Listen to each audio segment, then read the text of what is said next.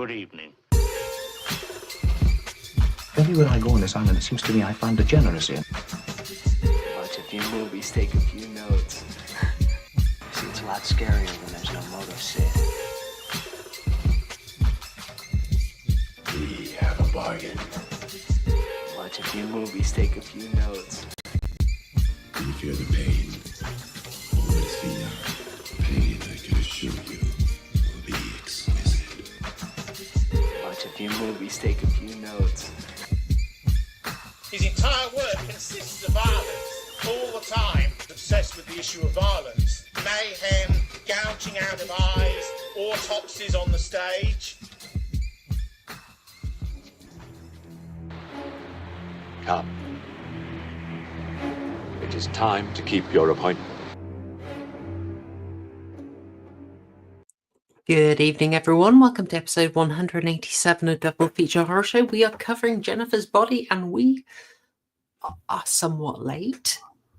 It's true. We admit it. I'll keep it brief. Things came up last week, and so we rescheduled for Saturday, and then Saturday didn't work. Not least of all because I came down with the flu. And I'm still kind of racked with it. It's very frustrating when you got all this great sunshine and I've not been able to do anything but sort of sit and shiver. It's terrible. But I won't bemoan, I won't bewail. We are covering a really interesting film for May Member Madness. For flu, yeah. Oh, come on. You can do better. Proper horror flu? I don't know. We'll think of something. We'll think of something for whatever it was that struck me down. Ooh.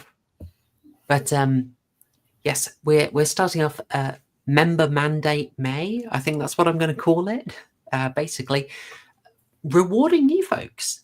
And I did this because we had 5 Thursdays in May. We had 5 shows, so I figured that's the best time to do member requests. And then we missed one of them. Well, don't worry about it. It may be a combination of bonus streams.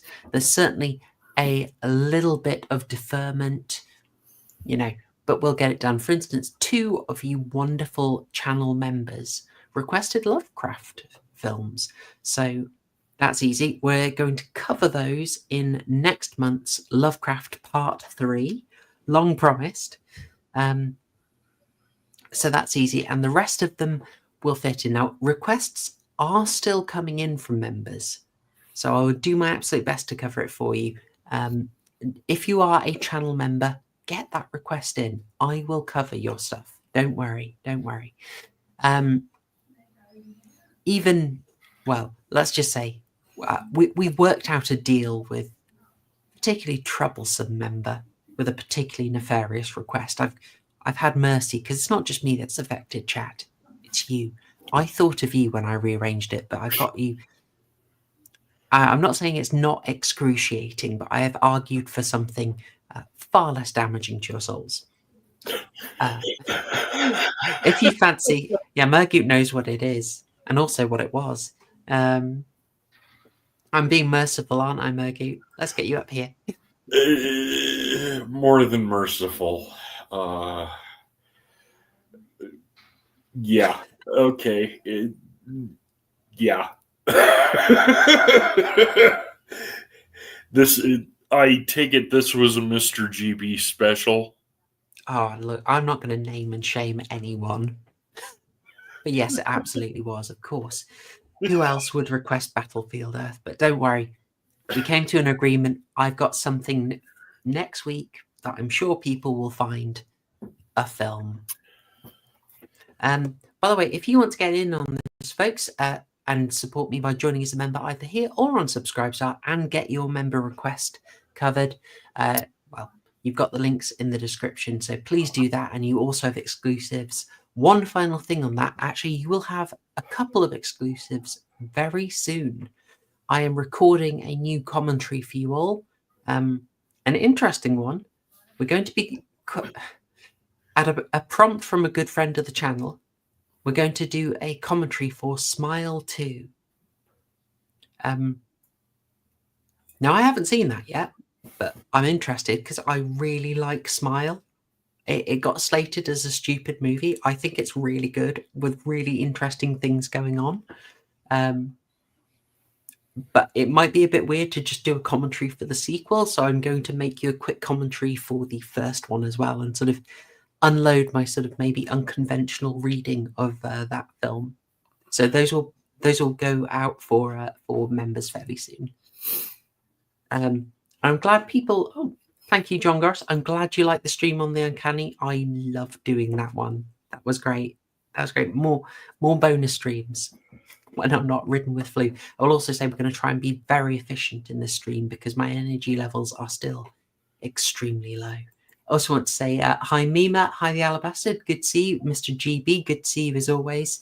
And if there's anyone in a chat being shy, say hi. It's always lovely. It's always lovely to see you. But moving us along efficiently, I'll just say very quickly, all the relevant links you need are in the description. TCG cannot be with us tonight. He has also come down with fever, football fever. You expect no less of him. But everyone's links are in the chat and in the description. So with that said, Murgoot, shall we discuss our first member request? The very, very interesting request. 2009's Jennifer's Body. What? This was a good request. Your mileage may vary. Okay. We have well, maybe suitable for the sexually fluid protagonist. This film has some confusion. A little bit. Okay, all right. I believe it was studio mandated, but yeah, there was. It really feels like it. We will. I mean, to cover that bit, I think being mindful of time. If you haven't seen this film, this is from the writer of Juno, Diablo Cody, who had massive success with the now currently quite awkward Juno. Awkwardly cast, should say. And so having that success, having nabbed a little Academy Award, suddenly everything she touched was gold. People wanted her script, and so she was able to sell Jennifer's Body very swiftly, something that had previously not got attention, and a smaller Fox subsidiary, Fox Atomic, picked it up. Fox Atomic, I guess, is kind of like your Dimension films, your genre-specific, lower budget production arm of a larger studio, Dimension Films being, of course, the horror-specific, genre-specific subsidiary of Miramax. No one cares about that, though. No one cares about that. Sorry. The detail interested me. This comes out in 2009, and picking up on another big trend at the time, Megan Fox. Quite a bold claim to be able to focus a film on her entirely, but she is there to sell it. In fact, hang on, where is she? And I think she looks a bit lovely in this. Whether that body can drive the whole film, it's an interesting one. But in short, the idea is, how can I say, if you've seen I Spit on Your Grave, you've kind of seen Jennifer's Body. Just take I Spit on Your Grave, but take away all the morality of it. I think it's fair to say, right? Yeah, especially the remake of I Spit on Your Grave. Mm. The original was far more moral and far more brutal in some ways because it was the 70s. But yeah. There is a really good final death in the remake of I Spit on Your Grave. I really liked it. They wanted to basically boil the final guy alive, and so they throw him into a tank of water that's bubbling, and it looks really nasty. But the reason it's bubbling is just they filled it with Alka-Seltzer.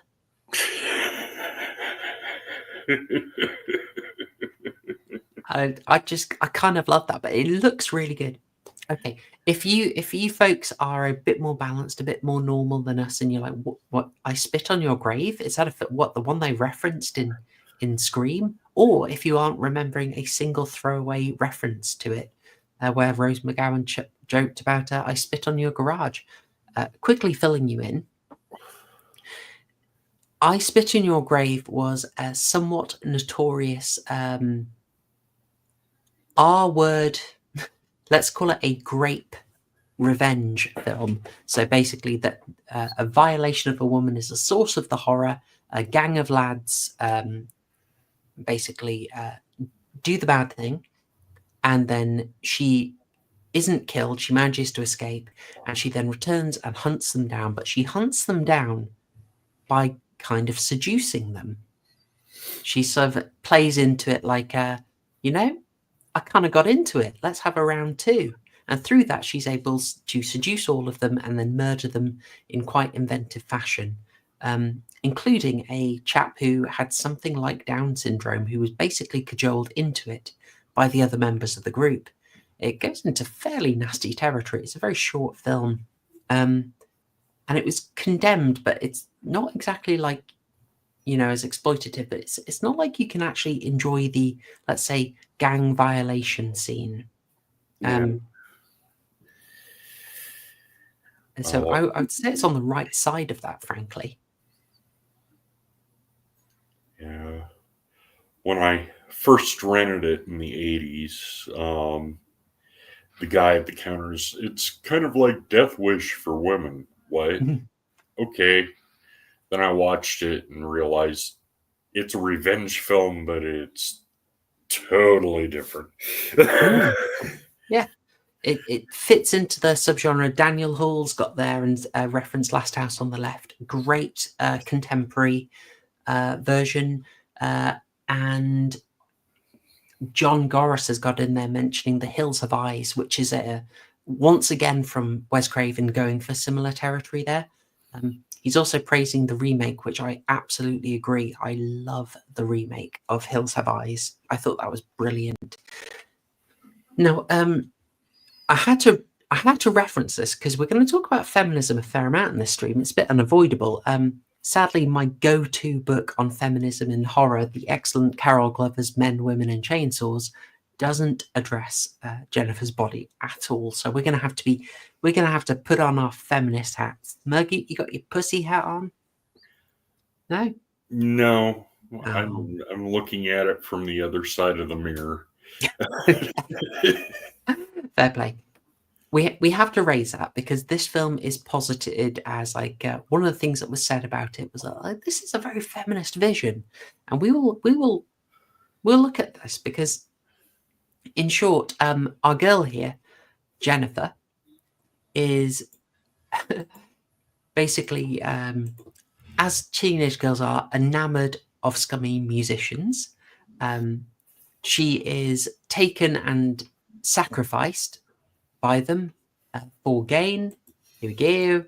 Sacrificed in a ritual, and then the ritual isn't done properly because she is not a virgin, not even a backdoor virgin, as she says. Kind of grim to think about for a 17-year-old character, but yeah. Well, the mention that I haven't been a backdoor virgin since I was in middle school, it's like ick.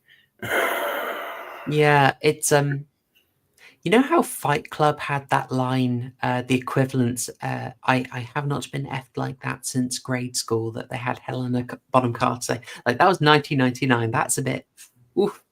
Yeah. It's funny, but it's on the line now. I'm like, oh gosh, there's 2009 and you saying that. That's not horror. That's not funny. That's just horrifying. Yeah. Yeah.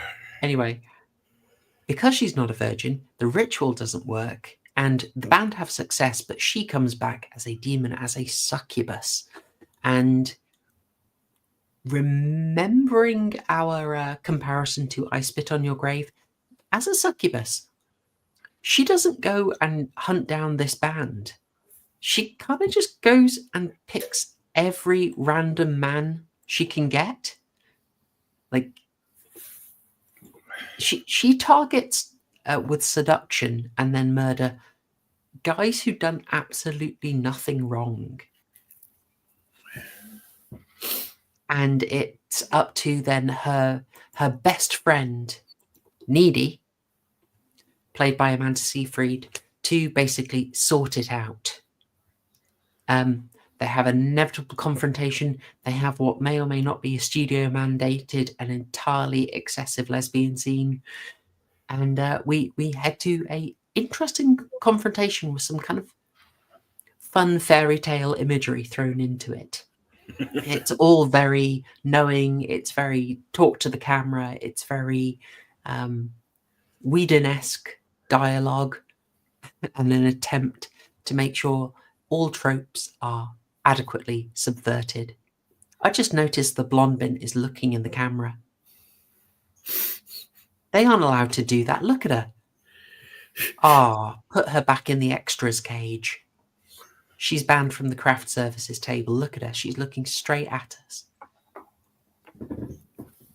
By the way, best character here. Just this whole aesthetic. I'm in. Adequate summary, do you think? Yeah. Aside from not mentioning that Needy ends up in the psychiatric hospital and things ensue from there. True.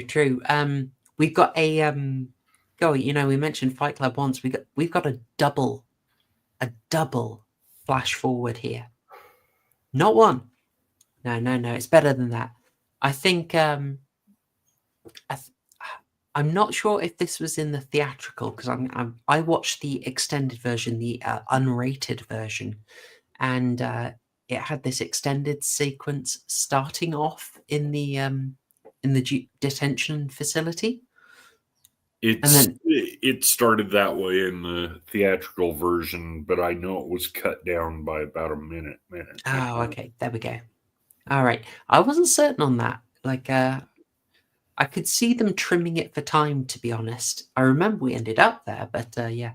She introduces herself and explains her nickname of Needy and kind of explains her codependency on her best friend, and then this is what I did to solve the problem. This is what got me here. And that was basically it.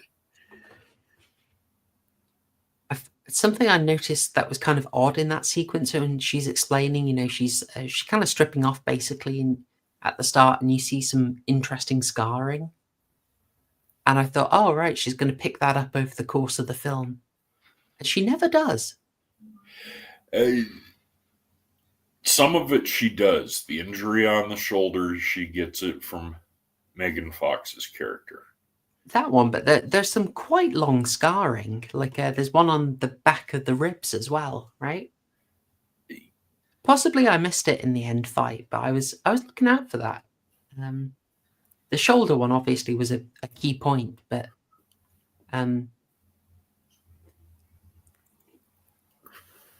yeah. It starts off with Needy introducing herself, and this is my story. This is how I ended up here. And then Megan Fox's character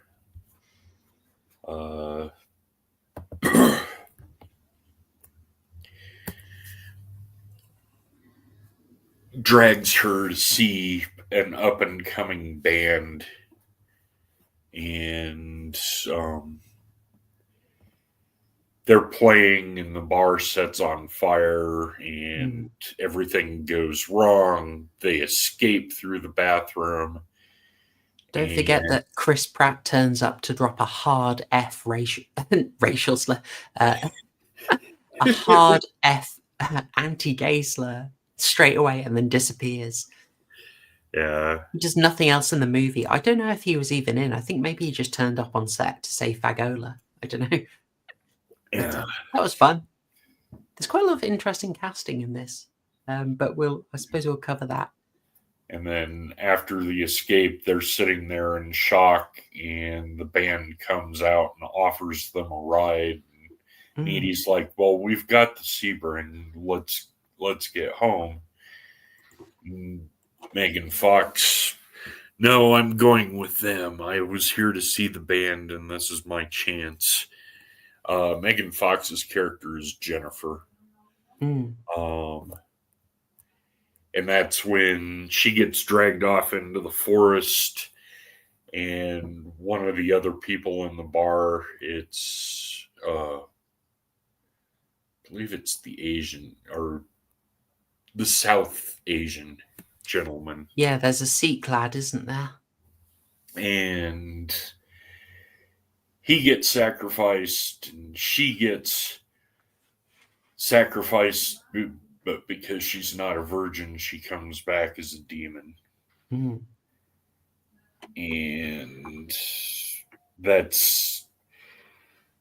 it was played for laughs. I almost expected a Klaatu Barada ninjutsu. Oh, that would have been great. That's a weird thing about it, because there are moments in this that could be very scary, but it was played very tongue-in-cheek. And like, I'm thinking particularly of the moment she's taken away in the van. That actually could have been really creepy, and they just never really went for it. Like, there's just this odd comedy throughout where she's like, like the inverse. She's a predator. I mean, even this poor guy didn't have a chance. Terrible. I've checked it out. I've done the science on it, as you can see. Well, the writer-director tried to out-Whedon and failed in most attempts. It's just one of those things. But yeah, she goes after targets of opportunity. Although I was expecting her to go after J.K. Simmons' character, the teacher. Oh, I've got him here. Look, dressed kind of like I know he's sort of got the wig of Donald Sutherland from Invasion of the Body Snatchers, but it's a fun little role for him. I am delighted to see him in this. Yeah, but that wig, dear God, that wig. He's having a great time. I'll just mention one other bit of casting that I really liked in this. Our little emo kid. We've got a genuine 2009 emo kid played by Kyle Gallner. I was like, I know I recognize that guy. And, well, obviously for me, Scream 5, he's got a very small role in that, but he also is a major character in Smile. And I presume also Smile 2, I will find out. And I'm just like, wow, suddenly whole lot of Kyle Gallner around. There was he in? Let's see. There are some series I think he's been in, but that I don't know him from that. I just know him from like random horror movies. I was very delighted by Where Is He? Chip, played by John Simmons, aka Young Neil from Scott Pilgrim. He was Bart Allen in Smallville. That's where I recognized him from. There you go. Oh, I bet everyone will have been in Smallville, I'd like, bearing in mind our limited time, I think, shall we stick with the feminist angle? Like how much of a feminist horror this actually is. Well, it shows the dynamic of the powerful, poised homecoming queen and her nerdy friend, basically letting her tag along and forced into awkward situations. Needy getting named because she's codependent on Jennifer for her somewhat popularity and getting dragged along into all the messes. Mm. And You changed my thinking a bit backstage when you said, well, think of Needy as the main character. And then I was like, well, actually, yeah. Then there is a bit of a, I don't know, how can I say, let's put it this way. It's not unusual for screenwriters to have a certain amount of resentment and projection. And for a screenwriter to basically make the hero the overlooked, not attractive friend, and the real problem is the hot girl is actually a demon. She's who must be stopped. I'm like, wow, that is some great feminist projection. But then we are, of course, leaning on some very unkind stereotypes there, which we would never do on this channel. And I wouldn't actually having a quick joke aside. Interestingly enough, in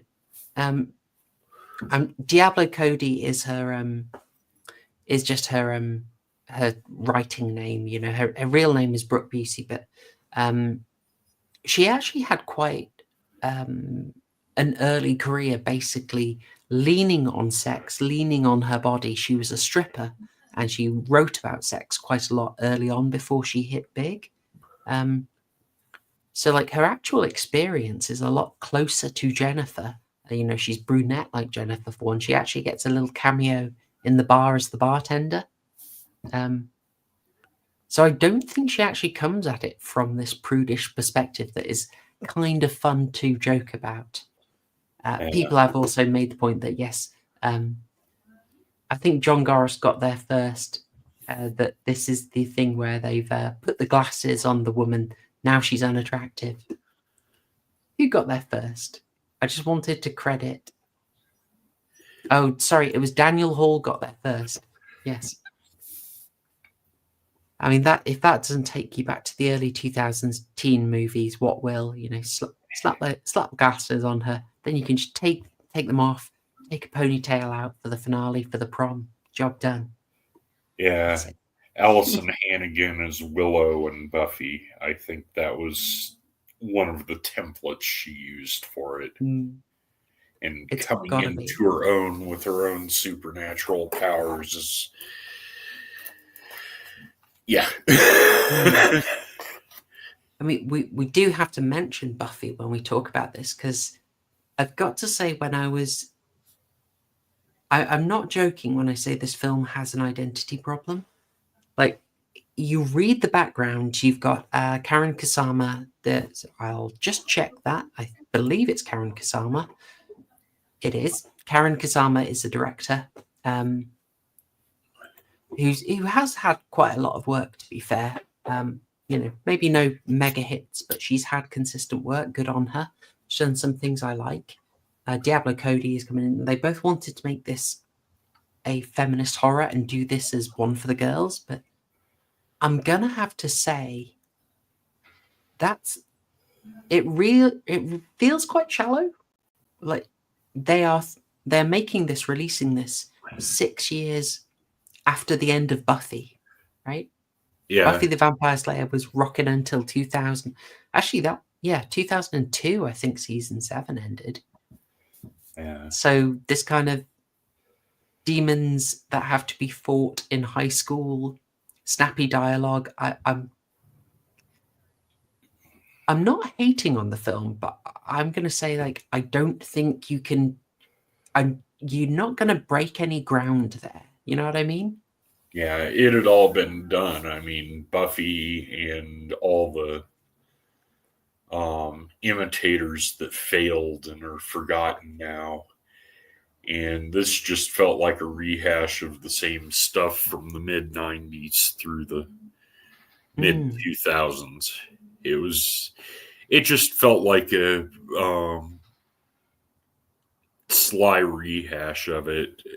A lot of fourth wall breaks, almost fourth wall breaks. Needy's the only one who really did that. The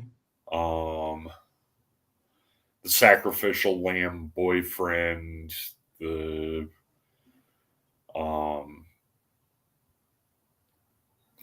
the forced lesbian scene, all the tropes, but it came off, like you said, shallow, but it's more than that. It came off as all the tropes thrown into one bucket and shaken. Yeah, the phrase I think we could use is like it's pushing at an open door there, which again is not to hate it, but you're not being revolutionary.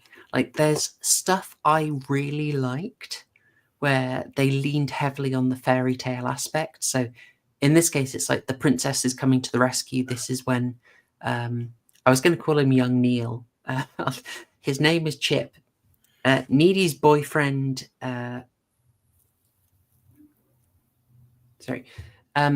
Needy's boyfriend is with Jennifer. He's maybe going to be the final victim. And so he needs rescuing from Jennifer by Needy. And she runs off, and it's an obvious sort of princess dress heading to the castle on the hill. Like, this is really nice. This looks great. Yeah, the prom or the homecoming where everybody's in sleek style dresses and she comes in the full 80s poofy prom dress. It's kind of like, okay, are they going to pull a Carrie? No. Alas. They're going to do Princess Peach Saves Mario. That's what it felt like. Yeah, so it's like that.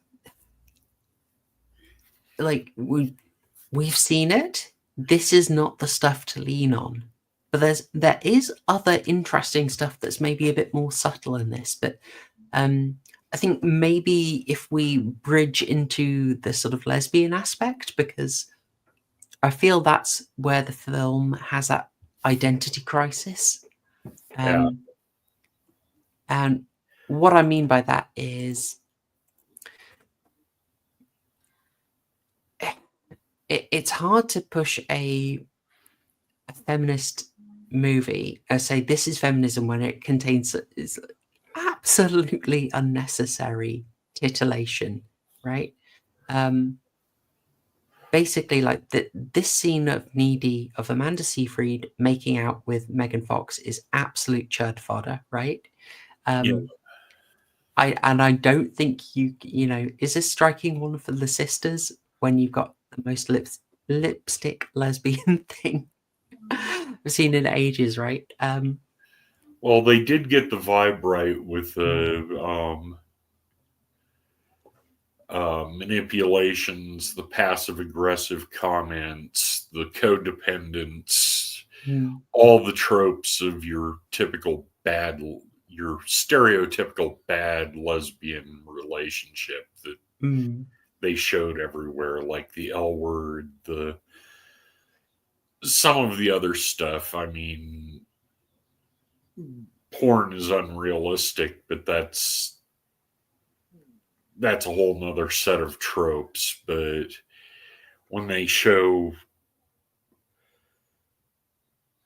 the friendship as being almost one-sided, the subtle digs, not so subtle digs, her dragging Needy along to everything, forcing her out of her comfort zone, and then leaving her holding the bag, that kind of thing.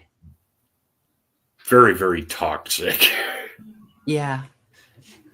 No, I'd say this.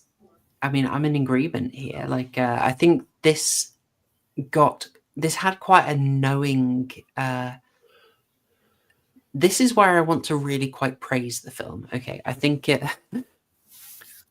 I've got the feeling like this scene of them making out was absolutely studio mandated, you know, but I quite dug those aspects. They seemed quite grounded to me. Like, we got to remember, we got a woman writer, woman director. I don't know if either of them are gay. Actually, I should have looked that up. But I think that it felt quite authentic, especially like the sort of early one where Needy was quite clingy, quite neurotic, quite subtly possessive. That worked for me, actually. So rewatching it, I felt they are putting in the subtle seeding that Needy actually is a bit conflicted about how she feels about Jennifer throughout, and that worked for me, including the aspect that they gave her a boyfriend who looks like Justin Bieber. Or Michael Cera. Oh, Michael Cera, yeah, basically very unthreatening. Like I think the whole lesbians who look like Justin Bieber thing had happened at that point. And it's like a subtle thing that he's not a very threatening option for her. Yeah. But the real interest is in Jennifer. And I think the actresses, I've got to say, Amanda Seyfried certainly is a good actress. And I thought she managed to sell it quite well, like the confusion and then then basically going in for the full kiss, I think she sold it well. It was sold well. I don't know about the unrated version, but the theatrical release, no nudity, just grabbing and Needy pulling back. So it's eventually. Yeah, it does feel like it was very studio mandated, and if you read some of the behind the scenes stuff, the studios wanted to lean very heavily on that element. Like really do quite.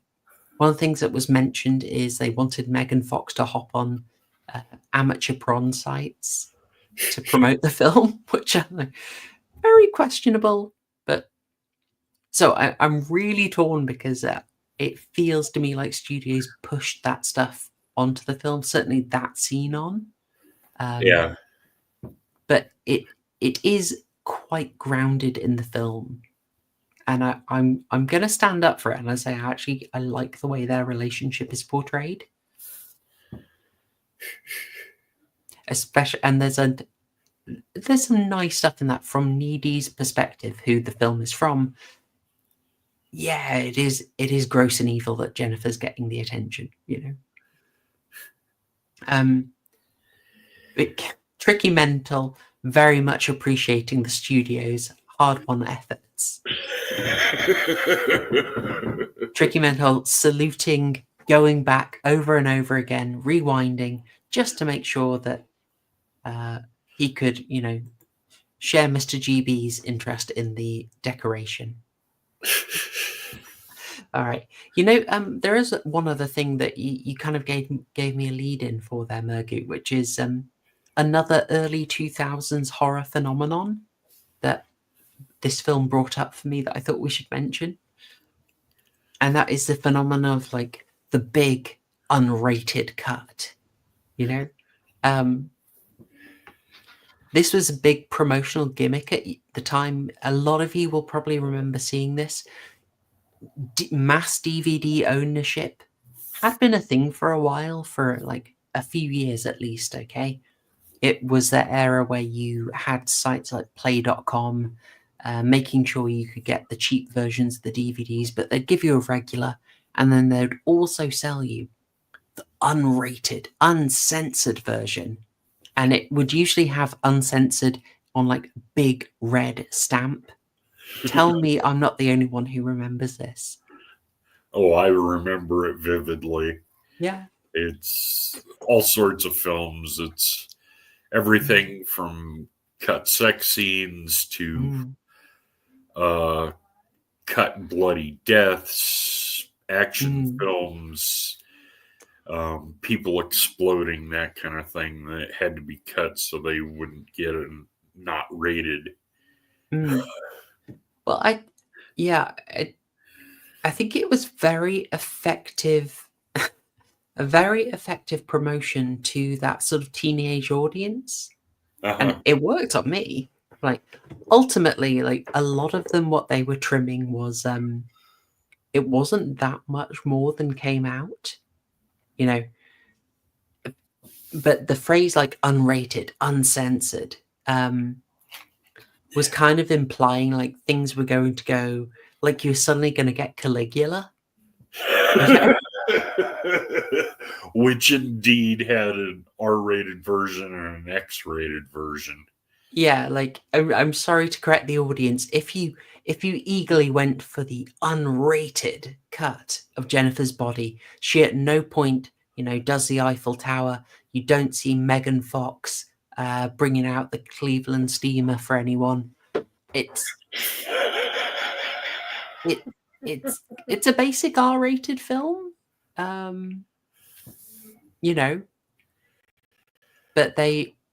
we're not getting anything from Pasolini. We're not getting Human Centipede Part 2 level content here. I think they probably were just able to get in an extra few F-bombs and maybe have a boob squeeze in there. But like, we don't be surprised that you don't get anything anatomical here, like, for heaven's sake, folks. But it was a nifty marketing procedure, very exploitative, and probably worked for quite a few people, but I always found that quite funny. Oh good, other people remember this as well. As an innocent young man, I don't understand Cleveland steamer. Could you explain for the class property? No, I couldn't. I saw it in the Argos Urban catalog somewhere. Dictionary. Urban Dictionary. Yes.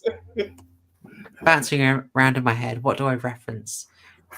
What random one do I throw in there? Anyway, yes. You do not get that content. Suffice to say. But all that stuff of like the heavily teased lesbian scene or the unrated cut, you're getting generally. You're not getting that extreme film. You get quite a nice, interesting film that's being sold sensationally. There are nice touches in this. Well, from what I read, most of it, most of the additional 5 minutes, or at least half of it, was more context given in the two hospital scenes, the before and after. And I don't know about the other 2.5 minutes, but it was a choice between, for me, renting the theatrical release or having to buy the not rated version. And there was a $10 difference in price. Oh my! See, this is how they bait you. This is exactly how they bait you. No. You didn't fall for it. That's good. Being mindful of time. By the way, folks, if you're only just coming in, I should set some expectations. This will be a shorter stream because I'm still very much ill. I had to cancel the Saturday stream because of coming down with the flu. So, and it's still wrecking me embarrassingly. I am not recovered, even on a Thursday evening afterwards. It has absolutely whooped me. So we'll probably go for about an hour on this one, but once we've got through our points, but I cannot do the usual epic talk longer in the review than about the movie. Sorry. John Goris, nice Misfits reference. Oh, it flew over my head. Good catch, Murgoot. Die, my darling. Am I coo-faddled? No, the flu. I'm afraid.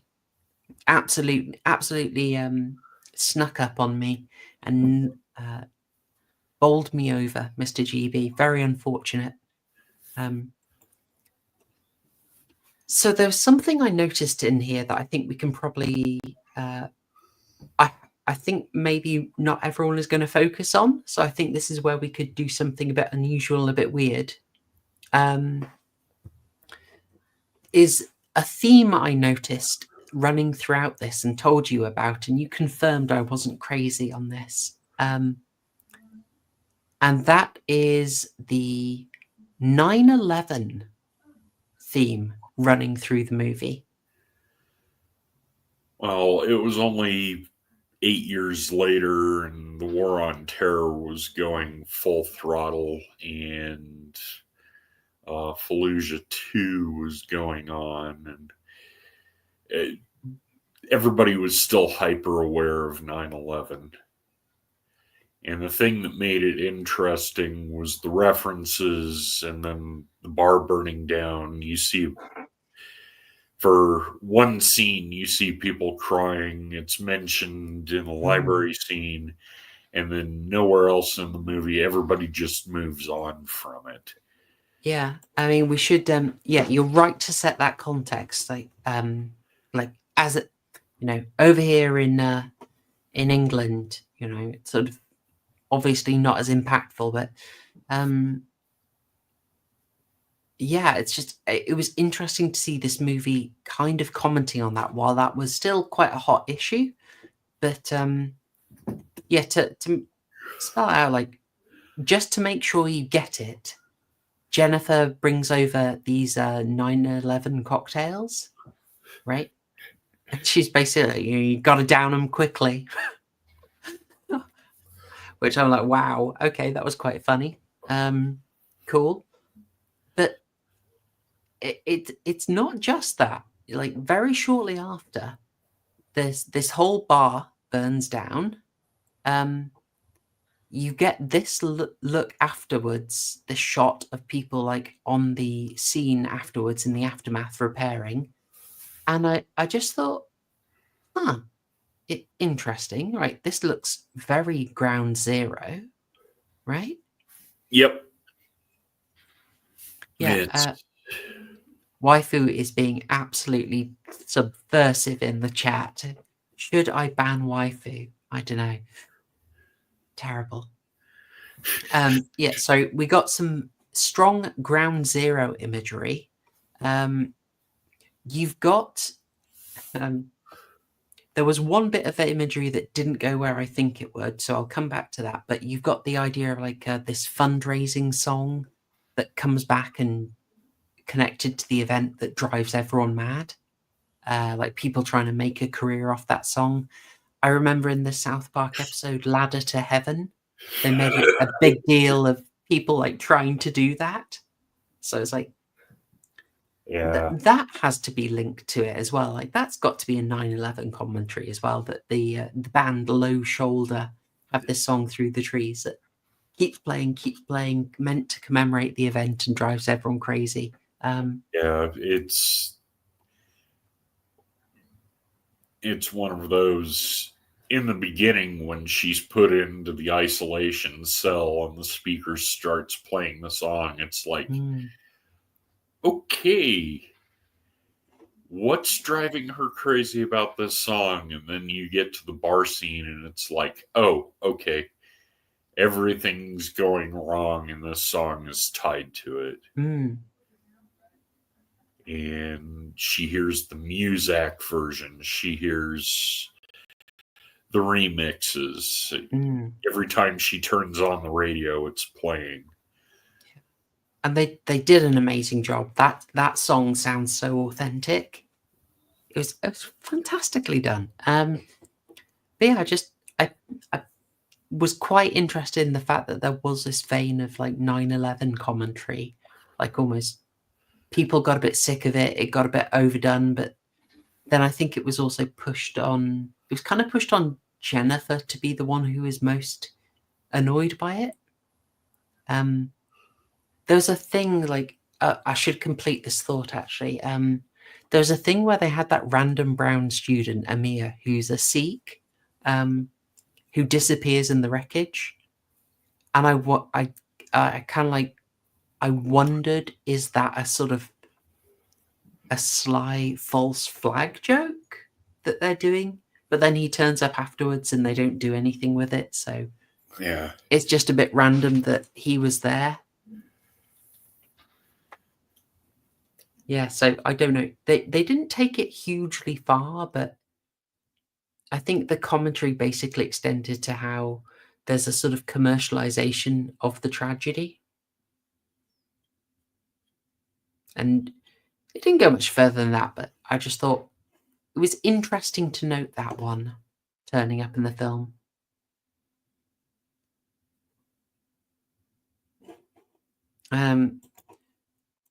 Riverdance, you've been doing some very good commentary on this, by the way.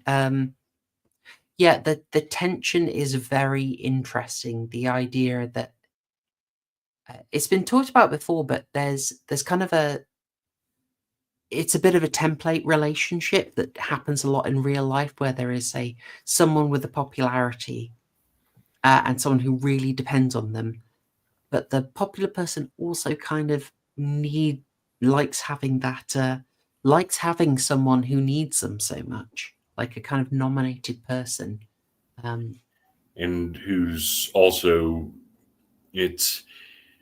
they treat them like they're elevating their friend, but they're using them to highlight their own beauty, their own goals. Yes. Rather than... Yes, absolutely. It's the trope of the ugly girl wingman, wingwoman. Yes, basically they're, as you say, they're there to sort of help you get graded on a curve. Yeah, I thought that was well done. That was well written, but also written by someone who wasn't the needy character in real life, given her previous work experiences we referenced. Also kind of interesting, given that Amanda Seyfried had done Mean Girls and had been kind of like on the other side of that just a few years ago. I like that very much. Let me get to some imagery I liked. Not just this one. Where is it?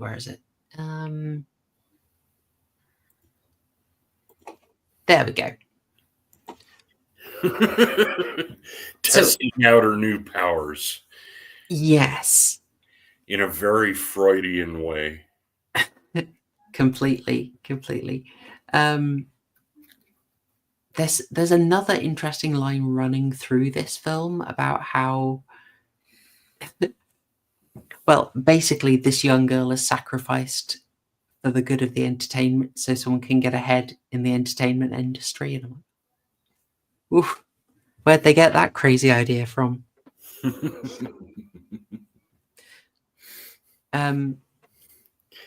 In a way, like trial. Yeah, I mean, I'm just thinking, like, on a real way, like Megan Fox, I think, has talked about like how weird it was to have herself be the focus of all that attention, like most, primarily for the Transformers series. In this just about made its money back. If we use the standard, your marketing budget is the same as your production budget rule, this just about made its money back,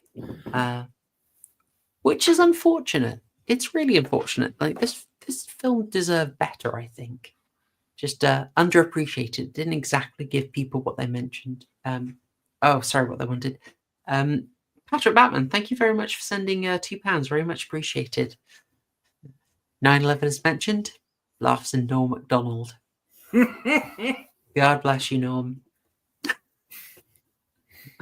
I suppose I want it. We should ask at this point. I mean, this is a horror movie review stream. Sorry for anyone who's just turned up hoping this is a pirated copy of the film. Happens many times. How well do you think this actually did in terms of generating horror? The visuals were striking, but they weren't scary at all. I mean, everything just followed the pattern and no real shocks. I mean, Needy finding her in the kitchen after she's abducted by the band, finding her in the kitchen, pulls the rotisserie chicken out of the fridge, eats it raw, and then pukes everywhere. That was supposed to be shocking, and I was like, okay, she a vampire? She a demon? What is she? It's just one of those. They'd done the vampire shtick and the demon shtick so much that you're just kind of like, oh, she's been transformed and she can't eat normal food. Okay, gotcha. Well, there is a little bit of a vampire dynamic in there. I mean, obviously, this is a succubus, so Yeah. innovative, but use of villain. But oh, sorry, brain freeze. I told you that it's the flu. I'm flagging. We're gonna make it. We're gonna make it, Murgoot. There's so few notes left. There is a vampiric element to how it's expressed, and I don't know my succubus lore, but I think the fact that she needs to top up the blood supply by going for new victims gives us kind of like a familiar framework to work with. We sort of know what the deal is here. It's that vampiric formula keeps us in slightly familiar territory so we don't get lost here. Also gives her the motivation to keep feeding, which is why she is going for the random victims. Yeah, there were a couple scenes that I found hilarious. Most of all, the end photo montage, and we'll get to that. The other one was where she took the football player into the forest and all the animals, puppets and CGI were gathered around like she was Snow White, and she gave him the kiss instead of him giving her the kiss. Oh, it was Woodland Critter Christmas. Oh, God. I loved that touch. I thought that was really good. Yeah, the deer licking the blood out of the football player. That was clever. I thought it was funny. Yeah, I mean, when we talked about, I mentioned earlier that we got the sort of inverse fairy tale, and that was another great example of the inverse fairy tale. Yeah, the other scene I thought was hilarious. I'll go back to it. Just the ending montage where Needy realizes she realizes, you see her meditating and hovering, and then she explains, if you get attacked by a demon and survive, you pick up a part of their power. She levitates up to the window, pulls the bars, and escapes. Next thing you see is her in the hotel, and then flashes to the band members joking around and doing their own thing. And then the photo montage of how each one of the band members is killed, and then the final shot of her in the hallway with the hoodie up, just walking away. I have to ask quickly, this may be just an unrated cut thing, but did you see her get into a car, if you remember? Yeah, she... Oh, good. She escapes from the old guy. Where are you going? Madison, please. Well, we just have to say, like, I mean, that was Lance Henriksen in a lovely cameo. Cheeky bit of Lance Henriksen. We all like that. We're all happy to see him. Yeah, the ending montage was efficient. I guess I just a typical story would have probably had her killing them in the finale, but for this film, the tension wasn't about the band. It was about the tension between Needy and Jennifer. So I think it was really important that they showed it resolved, but by doing it in photos after the credits, they also made sure that it didn't steal the fire from where it needed to be, which was the conflict between Needy and Jennifer and Alla. Yeah. I know they did. Thought of when Chip uses his last gasp to shove the pool strainer? I do indeed.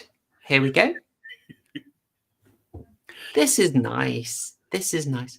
You know, this was kind of cool that Chip wasn't a a pushover.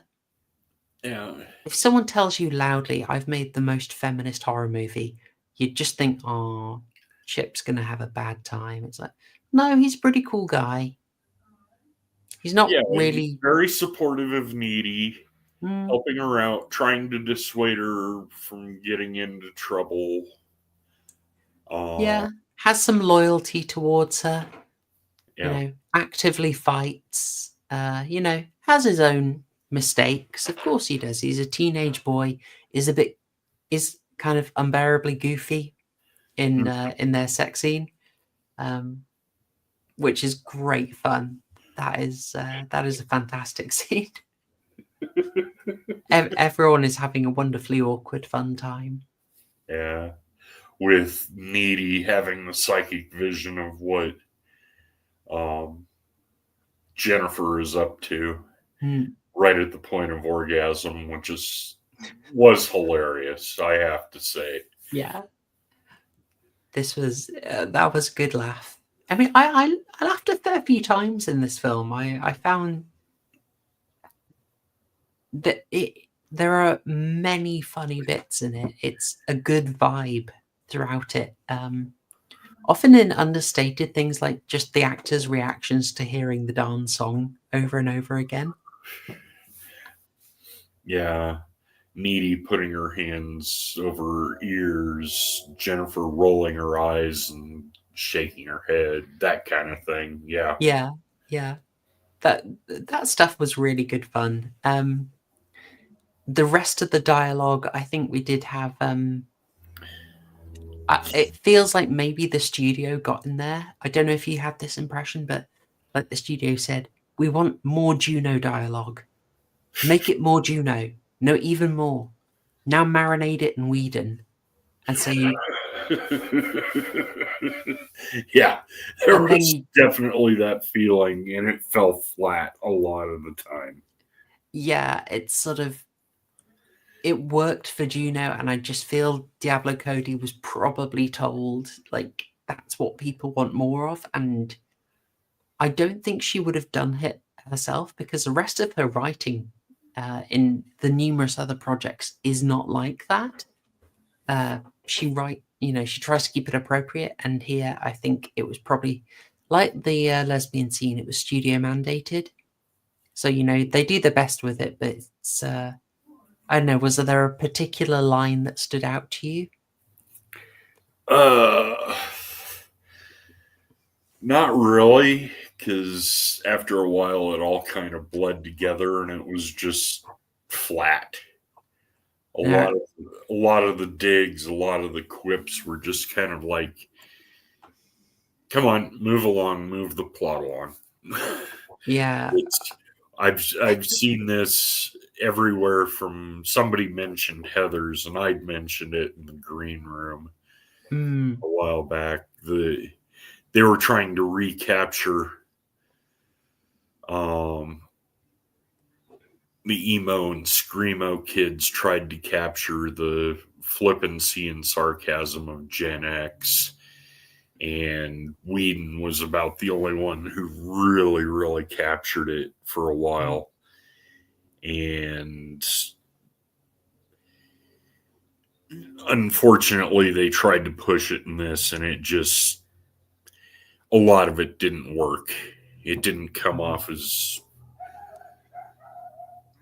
either brutally harsh or realistic. Yeah. There's what was it? There's a line. You're lime green jello and you can't even admit it to yourself. It was like trying a bit too hard. And was the other one, like, she talks about having a total wetty, and I was like, oh, that's cringy. But there's really funny stuff in there, like rumor, it's true, it's on the Wikipedia. I like that. So I don't want to say it's bad. It's just clearly I'm blaming the studios here. I have to blame the studios. It's not so much bad as forgettably try hard. I don't think Cody would have done it. I think she'd have toned toned it down a bit because it's not her one style of writing, but it Yeah. worked in Juno. And we got to remember this was optioned and rushed into production after Juno was a mega success. Riverdance saying doesn't feel like a feminist film. IMO. There's some aspects, but it's not obvious to me. Well, same. This is what we're saying. It just I feel they were trying to push that. They were but- trying to push it, and it, to me, it was a forgettable film. I hadn't seen it. I kind of avoided it just because they were pushing it in the trailers. And then 10 years later, in reviews and feminist magazines, it's the overlooked feminist icon, and they're trying to push it into that. And that feels fair. That feels much fairer to me. Like it's an angle that they went for marketing wise, but the film itself is more subtle than that. It's more interesting than that. You know, it becomes a marketing angle basically. Yeah. So I would agree. It's just or even a bit more after the fact that they've rethought about it and decided it's a bit, this is how I'll sell it. Because Cody was always disappointed with how this did, and I can understand it. It didn't deserve to flop. This is quite a fun film. It moves along quickly. It's got creativity. It's got really good casting. Kyle Gallner as Emo Kid is absolutely great in this. I really enjoyed him. We said obviously J.K. Simmons. J.K. Simmons having a great time with it, and I think Megan Fox isn't particularly known for her acting. I think she's great in this. She's absolutely fine. she did a very good job. I won't say great, but she did a very good job. She wasn't sexy cardboard like she was in Transformers. Yeah. She actually tried in this role. Yeah.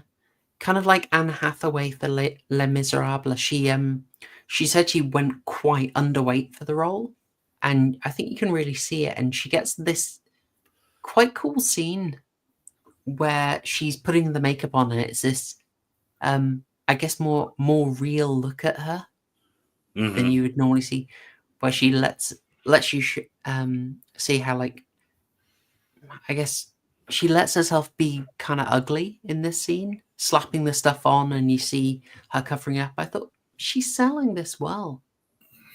Yeah. You got the contrast, like this is obvious commentary, but you've got her facing up.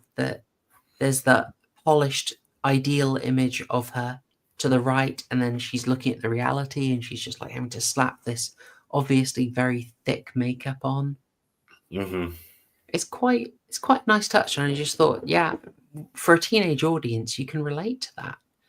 You can relate to that sort of conflict with the image and what she's trying to cover up there. You know, that all the insecurity and so on. It's a nice little scene. Putting on the war paint, literally.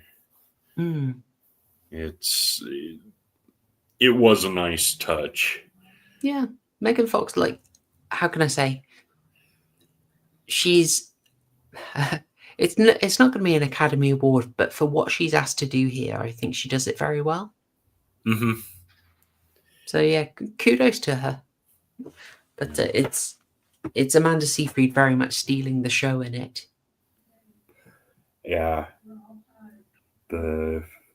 She gets the nickname Kicker in the psych ward, and it's explained at the end by her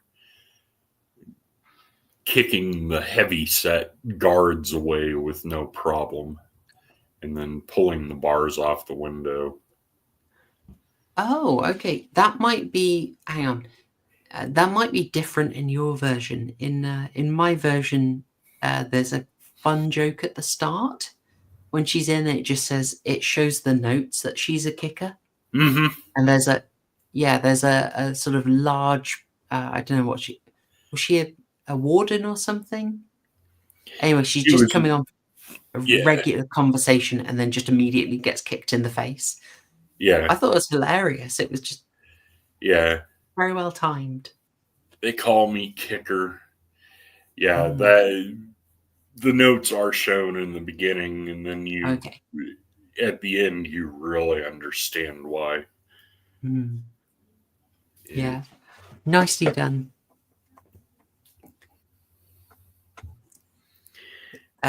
Riverdance saying, I like the whole trope of the indie band having to sell their soul to get fame.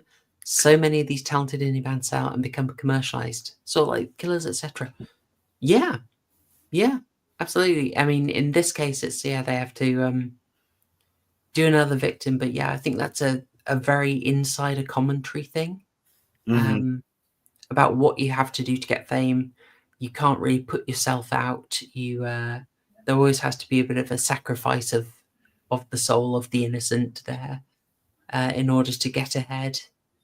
And It's there were oh a you whole slew of those in the mm, 80s with rock bands like Trick or Treat or, God, what's the name of it?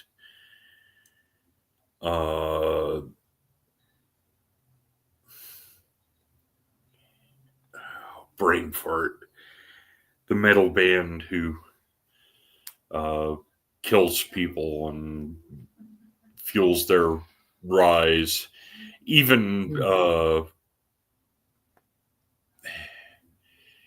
Vampire Lestat oh and yeah Queen yeah of the Damned mention that, especially Queen of the Damned. That's a whole thing, and that's yeah. from the 70s and 80s too. Well, I'll Even throw though another one in there. This is not written in stone. It's not confirmed by anyone. It's just my own interpretation. But I think a major part of David Lynch's Lost Highway is about that. Like there are layers to that film, but I recently did a short analysis on how you can read that film as someone having to contort themselves to try and capture the studio vision or the artistic vision and please the studios. I won't derail us with this tonight, but yeah, it's timely. It's a timely message, it seems.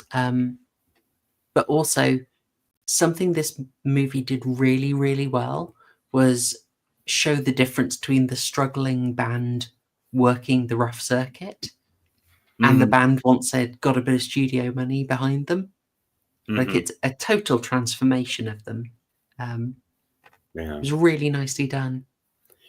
Well, I mean, the whole tropes of things. Charlie Daniels' band Devil Went Down to Georgia. Oh yeah, Robert Crossroads. Johnson. Yeah, Um, the Crossroads guy. Is that Johnson? yeah. Yeah. And the movie Crossroads with Ralph Macchio. Ralph Macchio played a couple of the guitar songs in the beginning, and he was okay. And then the hands shown in the end scenes is Ry Cooder, who's a brilliant guitarist, studio guitarist. Hmm. But yeah, then there's the old apocryphal story. Black Sabbath was definitely anti-occult after a while. Geezer Butler had been studying Aleister Crowley and had picked up a book on demonology and was showing things to Ozzy Osbourne. Ozzy Osbourne got spooked and trashed Geezer Butler's collection of stuff. He's from the Black Country. They don't have books there. He was never going to handle that well. Come on. And then the rumors of Jimmy Page of Led Zeppelin selling his soul for his. He basically, the rumor was he pulled a Crossroads and did that and was heavily involved in the occult. And he also kept a 13-year-old prisoner, and nobody really talks about it. They still Oh consider it Lord. an icon.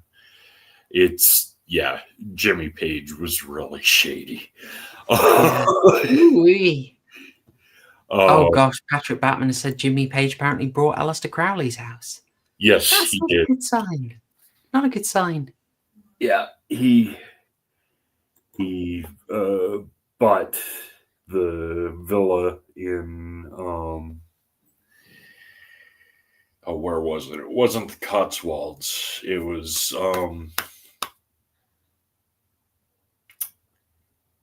yeah. But he bought Aleister Crowley's retreat out in the middle of nowhere. Dubious. Oh, hey, Late Night with the Devil. We forgot that one. That looked at that as Yeah. well. That looked obviously fictionalized, but that looked at that theme too. Yeah. Movie.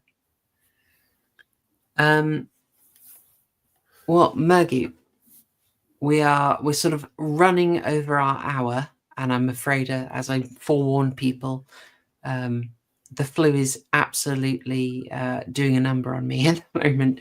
So I Yeah. might need us to round off with closing thoughts and scores on Jennifer's Body. If there was, unless there's anything else. No, I think we hit on everything so far. We've hit the trivia tangents. Yes, that's always a good sign, isn't it? No, we get it. Okay. It was for a small script. It was done okay. I've already said they tried to turn tropes on their head. Sometimes successful, sometimes not. There was definitely studio interference. Megan Fox's acting was good. Some of the scenes were absolutely hysterical. Some were played for laughs that fell flat. Let's see. I think I've said it all. It's worth watching once. I'd give it 7 burgers, ketchup, and not so much pickle as well. I'd say a few pickles, but nothing outstanding. They're gherkins rather than pickles. Well, oh, where is it? Where is it? Nothing was outstanding in this scene. No. Am I right, fellas? Etc. Yeah, that's fair. Okay, 7, fair. Remember, firmly over the halfway line. Definitely watch.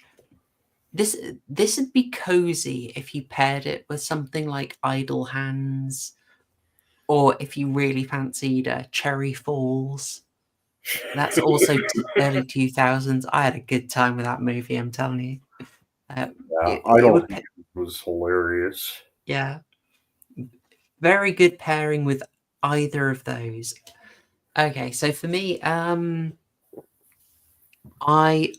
Tricky Menthol, Ginger Snaps, excellent pairing with this. Ginger Snaps is much more straight with the, no pun intended, with the subject matter, but also it's got the intense female relationship complications in it. Obviously, in that case, sisters, but yeah, Ginger Snaps is great. Never get tired of Catherine Isabel. Canadian horror icon. We're always happy to see her. Yeah, very good recommendation. That would pair really nicely with this. So I feel this film is mostly held back by the studio. As enjoyable as a certain scene is, it is a slight distraction and detraction from the vibe of the movie. But the main impact, I think, of the studios is that dialogue. Mm-hmm. Because if I'm going to say there's a problem with Jennifer's Body, it is about that, how it presents itself. It's like, it's not some dedicated feminist commentary at all. It doesn't fit that stuff, but it fits a good focus on female relationships rather well. The problem with it is I feel the studio moved it out of the realm of attempting horror. It never let itself take itself too seriously. And I think To its that's what... detriment. Sorry? Yes, to To its its detriment. It's tough. It's really tough to do horror and comedy together. It's really hard to balance. But I do feel like this deflated itself repeatedly to avoid, to avoid messing that up. If you're struggling to balance comedy and horror, it's much easier to go self-aware and talk directly to the audience and kind of say, I'm not taking this very seriously, don't worry about it. Things like Jennifer gets stabbed through, totally impaled, and then, looks at the bleeding wound in her abdomen and says, oh, I've got a tampon. It's like,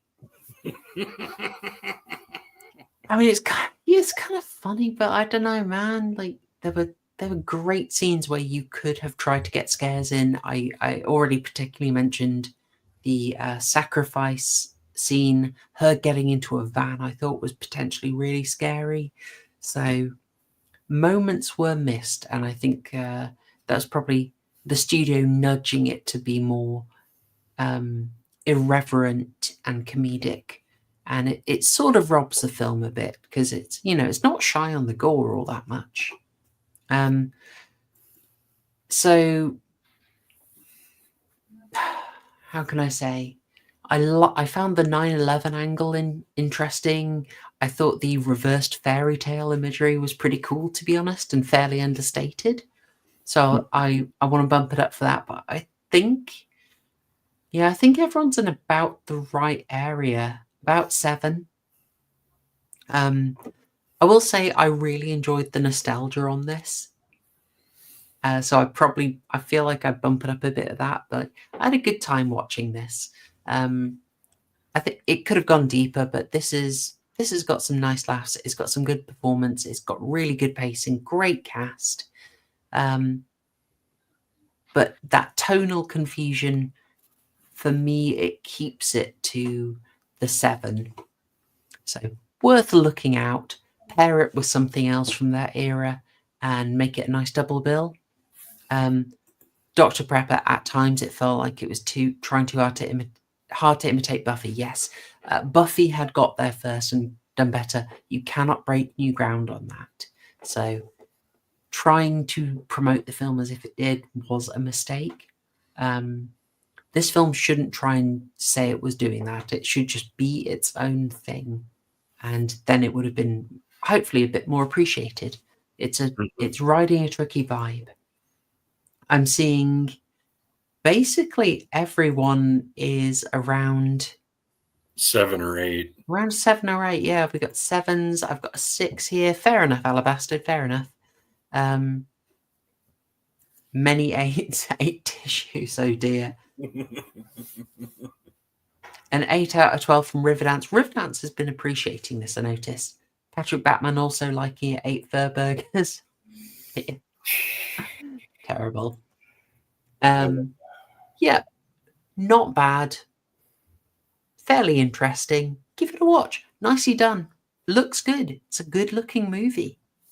And this is sort of in the bad CGI danger zone. So, could have had a disaster and avoided that. Daniel Hall also in the 7. Cody did what she could against the execs. I think that's fair. Very, very fair. Dr. Prepper, Seafried or Fox? Knowing what I know now about where Megan Fox ended up, Seafried.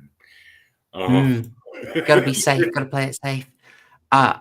Unfortunately, Dr. Prepper, I'm afraid for me, I'm sorry, it's background Asian Butch who manages to get a couple of lines and a couple of scenes. This was a highlight. This is peak aesthetic. Amanda Seyfried is great. She's turned up in Twin Peaks: The Return as well, which has been a bit of a delight. She's great in it, even though that is absolutely harrowing and very unpleasant. Well, I think we're not too controversial on that. I was glad this came in as a request because this I had a good time with this, and I'd not thought of this film for honestly, since it came out. This was a very fun one to go back to because I think it has been pretty forgotten, unjustly. Like, it's not terrible. It's worth a watch. There's lots of interesting stuff from the time in there. So yeah, this was a very good recommendation. Very much appreciated. With that, I can feel like my energy is absolutely tanking. She may be able to tell. I had a 2-hour nap before this just so I could make it, get the energy. But oh dear. Oh dear. I said we'd do an hour at an hour and a half. It always happens. Time limits do not work on this channel. Okay. So I want to sign off giving you your horror homework. So that is our review of Jennifer's Body, our review and analysis of Jennifer's Body, surprise 9/11 commentary and all. But for next week's horror homework, this is where you can thank me, folks. You can be very generous. You can thank me and your lucky stars because the next member request was going to be Battlefield Earth. But I reasoned, I begged, I pleaded, and I've managed to talk our wonderful, longest serving member. Longest serving member. It sounds a bit wrong, doesn't it, Murgoot? Yeah. Well, he is benevolent. Yes. The veteran channel member, Mr. Gently Benevolent, has mercifully agreed that instead of Battlefield Earth, we can do a little oddity, a film that I would be very surprised if any of you have seen. It's called Feed from 2005. Fun one. Yes. Think of the first death in Seven, Gluttony, where the guy was forced to eat himself to death at gunpoint. Well, imagine that, but it's an e-girl. And yeah, basically it's like a race against time to stop an e-girl having too many pies. I'm playing up the weirdness. It's a weird film. I really liked it. It's very original. Have fun. Feed 2005 might be a bit hard to get your copy, but do your best. I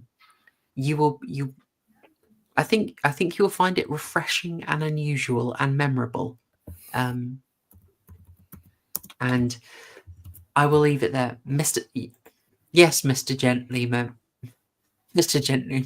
Benevolent. I do indeed appreciate you, and thank you again for mercy. Yes. Well, with that, oh gosh, yeah, the 0 bars are flashing indeed, John Goris. You can tell, can't you? Murgoot, thank you very much for joining me tonight. And thank you for having me. This was a fun one to do, wasn't it? Chat, you've been good fun. I hope you enjoyed your watch. If this prompted you to watch, I hope you enjoy it and enjoy the horror homework. And I will, if you are a channel member, you will see news very soon about the commentary tracks. I will probably just get the Smile 2 commentary out to you ASAP and then do the Smile commentary afterwards. But it could switch around. Anyway, hope you've got a good Friday tomorrow, and I hope there's a lovely weekend after that. And I will leave it there. Thanks, y'all. Cheers. #Shulgang.